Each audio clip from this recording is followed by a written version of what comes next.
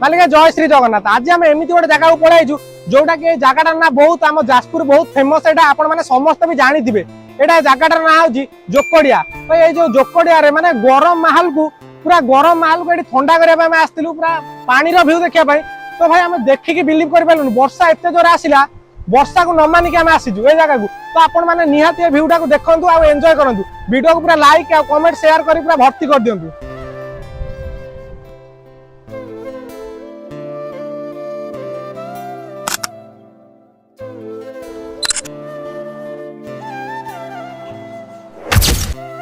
So guys literally जो सुकुन थाए पानी भितर पशिला पर भाई से सुकुनटा मु आज फील करुच्ची। तो जदि आपण मैंने ये जगह को आसुचंदी ना भाई निहाती या भितर थरे पशिके भ्यू रो एंजॉय करंतु आ पानी रो मजा ही नियंतु भाई। मजा किछि अलगा भाई। खरा दिने ए सब किछि भूली जिवे गरम भूली जिवे भाई पानी भितर थरे पशिला पर। सो गाइस एमती किछि इंटरेस्टिंग वीडियो देखा भाई मो आईडी की फॉलो सब्सक्राइब करिक रखथांतु। रहिली जय जगन्नाथ। पुणी देखा नेक्स्ट वीडियो रे।